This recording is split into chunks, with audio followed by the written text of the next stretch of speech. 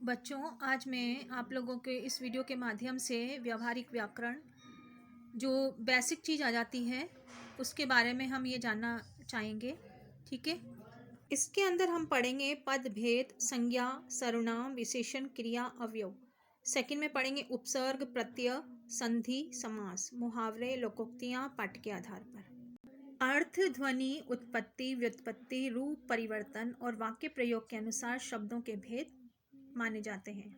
इसके अंदर शब्द की रचना हम कैसे करेंगे, इसका अर्थ क्या होगा, उसकी प्रकृति के अनुसार वर्गीकरण उचित माना जाता है। भाषा विज्ञान के रूप परिध्वनि, पद ध्वनि के अंतर्गत शब्द या पद विवेचन किया जाता है। इस कारण पद भेद 5 प्रकार के होते हैं। पद भेद के बारे में हम 5 टॉपिक के बारे में 5 वाक्य के से संबंधित हम बात करेंगे। पहला आ जाता है अर्थ के आधार पर पद भेद। दूसरा आता है रचना और व्युत्पत्ति के आधार पर पद भेद, उत्पत्ति के आधार पर पद भेद, ध्वनि के आधार पर पद भेद, रूप परिवर्तन के आधार पर पद भेद। अब पद भेद के अर्थ के आधार पर मतलब जो अर्थ है उसका सार्थक अर्थ है, निरर्थक है, हम इसको किस तरह से जानकारी करेंगे वो हम बात इसमें करेंगे। अर्थ की दृष्टि से शब्द 2 प्रकार के होते हैं। कितने प्रकार के होते हैं? अर्थ की दृष्टि से 2 प्रकार के होते हैं, सार्थक व निरर्थक। सार्थक मतलब जिसका कोई यूजफुल या उद्देश्यपूर्ण या समझपूर्ण उसका अर्थ निकाल सके, और निरर्थक जिसका कोई अर्थ नहीं हो सकता है।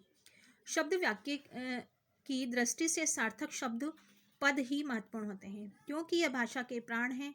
व्याकरण में इसका विवेचन किया जाता है। ये 3 प्रकार के होते हैं। वाच्य, लोक व्यवहार, व्याकरण, कोश आदि के आधार पर मुख्य अर्थ के लिए प्रयुक्त किए जाने वाले पद वाचक कहलाते हैं।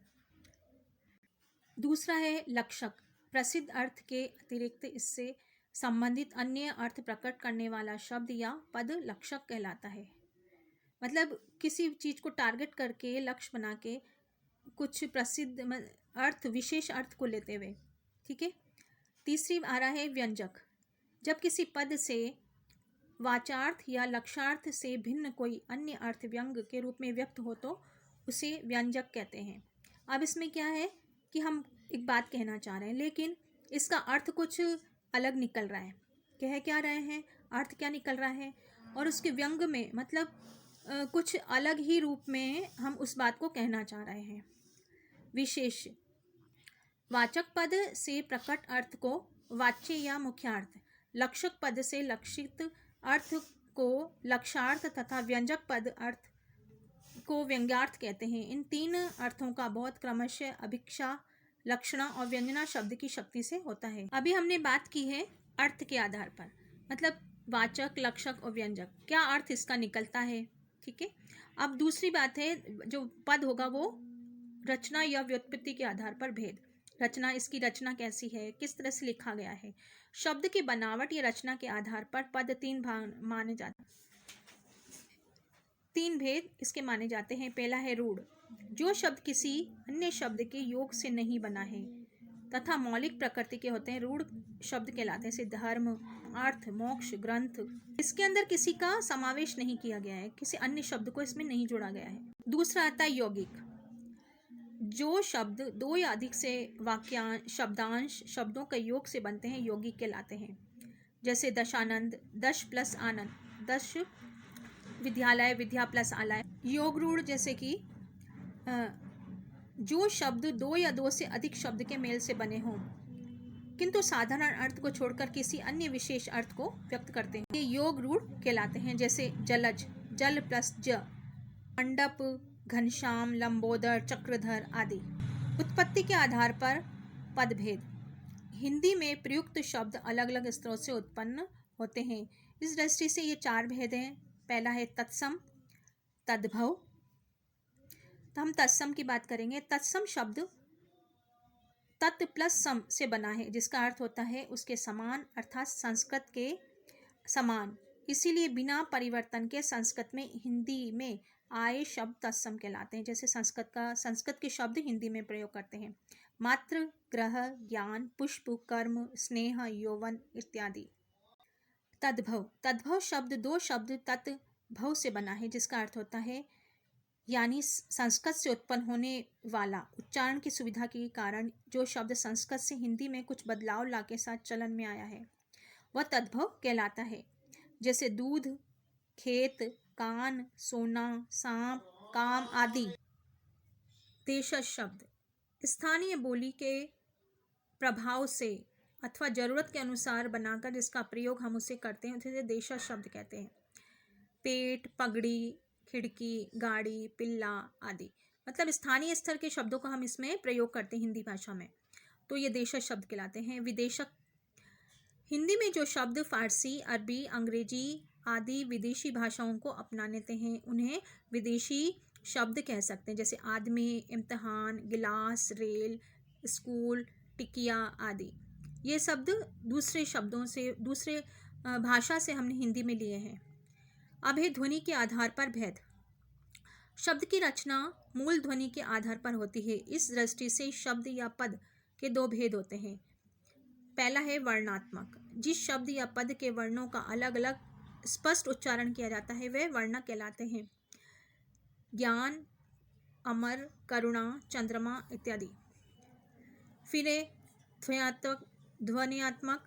जिस शब्द वर्ण का विभाजन नहीं किया जा सकता है, जिस किसी ध्वनि के अनुसरण पर उसकी रचना होती है, ध्वन्यात्मक पद कहलाते हैं। जैसे नगाड़े की टंकार, वीणा की झनकार, कुत्ते का भौंकना, पक्षी का कूकना इत्यादि। फिर है अब रूप परिवर्तन के आधार पर भेद। वाक्य में पद या शब्द का प्रयोग अनेक अर्थ में होता है। इस कारण अर्थ में परिवर्तन लाने के लिए रूप में भी परिवर्तन लाना पड़ता है। इस दृष्टि से शब्द के दो भेद हैं, विकारी शब्द और अविकारी शब्द। हम विकारी शब्द के बारे में बात करेंगे यहाँ पे। जिन पदों या शब्दों का रूप, लिंग, रचना, कारक आदि का प्रभाव से बदल जाता है अथवा प्रयोग के अनुसार उसमें कुछ विकार उत्पन्न हो जाते हैं, वो विकारी शब्द कहलाते हैं। जैसे भारत, नदी, दूध, आप, में, बुढ़ापा, सुंदर, पढ़ना, लेखना, खेलना। वस्तुतः वाक्य प्रयोग में लिंग, वचन, कारक आदि के कारणों से शब्दों में रूपों में परिवर्तन हो जाता है, वह विकारी शब्द कहलाते हैं। विकारी शब्द में हम 4 चीजों को ले रहे हैं, संज्ञा, सर्वनाम, विशेषण, क्रिया। अब इसमें अविकारी शब्द की बात, जिसमें विकार उत्पन्न नहीं होते हैं। जिन शब्दों में लिंग, वचन, कारक आदि के कारण कोई रूप परिवर्तन या विकार उत्पन्न नहीं होता है, अर्थात उनके रूप में कोई परिवर्तन नहीं होता है, वो अविकारी शब्द कहलाते हैं। अविकारी शब्द में अवयव की कहते हैं हाँ, आह, यद्यपि, परंतु और यदि। प्रकारी की दृष्टि से अविकारी शब्द भी 4 प्रकार के होते हैं, क्रिया विशेषण, संबोधक अवयव, समुच्चय बोधक अवयव, विस्मय बोधक अवयव। अब हम प्रश्नों के माध्यम से इसको इजीली समझने का प्रयास करेंगे, ठीक है। पद किसे कहते हैं, ये कितने प्रकार के होते हैं, उनके नाम लिखिए। या फिर प्रश्न ऐसे बन सकता है, पद किसे कहते हैं, पद के कितने भेद है, उल्लेख करिए। व्याकरण, इसका आंसर है व्याकरण के नियमों के अनुसार वाक्य में प्रयोग करने की योग्यता जिस शब्द को प्रदान की जाती है उसे पद कहते हैं। पद के 2 भेद होते हैं, विकारी, अविकारी। दूसरा प्रश्न है, रूप परिवर्तन के आधार पर शब्दों के नामोल्लेख करते हुए रूप परिवर्तन के 4 कारणों को लिखिए। रूप परिवर्तन के आधार पर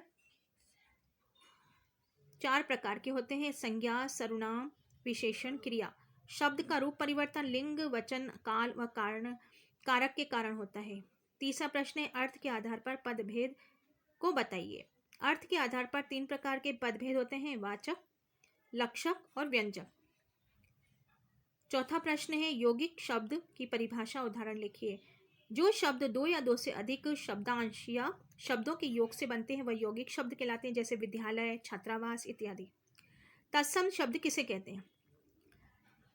जो शब्द संस्कृत से हिंदी में बिना परिवर्तन किए अपनाए जाते हैं उसे तत्सम शब्द कहते हैं, जैसे कर्म, कर्ण, सर्प, ग्रह आदि। विकारी शब्दों में किन कारणों से विकार आता है? विकारी शब्दों में लिंग, वचन, कारक आदि कारणों से विकार उत्पन्न होता है। सर्प, कर्ण, क्षेम, क्षेत्र, चर्म, दुग्ध, उसके तत्सम शब्द लिखिए। सर्प का सांप, कर्ण का कान, क्षेत्र का खेत, चर्म का चाम, दुग्ध का दूध। सार्थक शब्द किसे कहते हैं? उदाहरण सहित बताइए। जिस शब्द का एक निश्चित अर्थ में सही उच्चारण, जिसे सार्थक शब्द कहते हैं। भाषा का प्राण होता है, जैसे हिमालय, गंगा, भारत इत्यादि। देशज शब्द किसे कहते हैं? जिन शब्दों का निर्माण स्थानीय आवश्यकता की पूर्ति के लिए किया जाता है, उसके मूल रूप में परिवर्तन नहीं होता है, वह देशज शब्द कहलाते हैं। जैसे ठेठ, ठोर, डकार, लोटा, पगड़ी। जो स्थानीय शब्दों का जिसमें प्रयोग किया जाता है वो स्थानीय शब्द कहलाते हैं। आपने अभी जैसे सुना, डकार की आवाज सुनी।